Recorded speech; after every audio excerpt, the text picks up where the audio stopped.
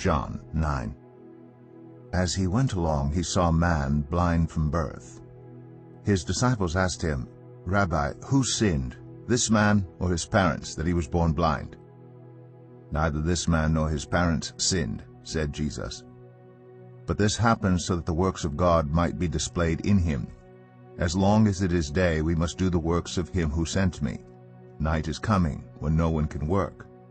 While I am in the world, I am the light of the world." After saying this, he spit on the ground, made some mud with the saliva, and put it on the man's eyes. "Go," he told him, "wash in the pool of Siloam." This word means sent. So the man went and washed and came home seeing. His neighbors and those who had formerly seen him begging asked, "Isn't this the same man who used to sit and beg?" Some claimed that he was. Others said, "No, he only looks like him." But he himself insisted, "I am the man." "How then were your eyes opened?" they asked. He replied, "The man they call Jesus made some mud and put it on my eyes. He told me to go to Siloam and wash, so I went and washed, and then I could see." "Where is this man?" they asked him. "I don't know," he said. They brought to the Pharisees the man who had been blind. Now the day on which Jesus had made the mud and opened the man's eyes was a Sabbath. Therefore the Pharisees also asked him how he had received his sight. "He put mud on my eyes," the man replied, "and I washed, and now I see." Some of the Pharisees said, "This man is not from God, for he does not keep the Sabbath." But others asked, "How can a sinner perform such signs?" So they were divided. Then they turned again to the blind man. "What have you to say about him? It was your eyes he opened." The man replied, "He is a prophet."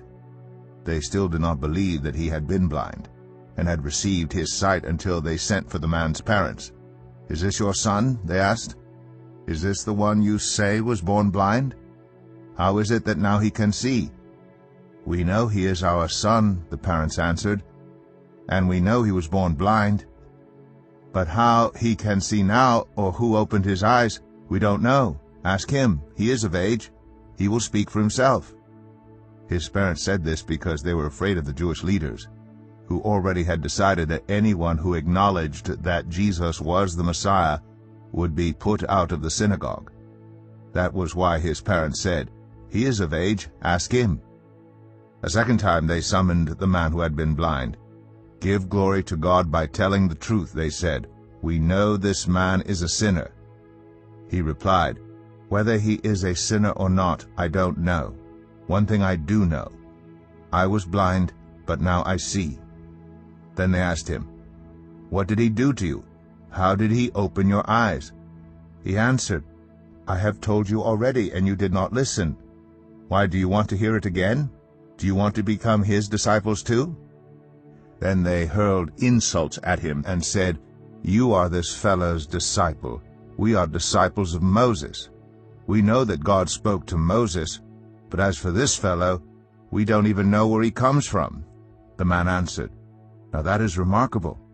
You don't know where he comes from, yet he opened my eyes. We know that God does not listen to sinners. He listens to the godly person who does his will. Nobody has ever heard of opening the eyes of a man born blind. If this man were not from God, he could do nothing." To this they replied, "You were steeped in sin at birth. How dare you lecture us?" And they threw him out. Jesus heard that they had thrown him out, and when he found him, he said, "Do you believe in the Son of Man?" "Who is he, sir?" the man asked. "Tell me, so that I may believe in him." Jesus said, "You have now seen him. In fact, he is the one speaking with you." Then the man said, "Lord, I believe." And he worshipped him. Jesus said, "For judgment I have come into this world, so that the blind will see, and those who see will become blind." Some Pharisees who were with him heard him say this and asked, "What, are we blind too?" Jesus said, "If you were blind, you would not be guilty of sin. But now that you claim you can see, your guilt remains."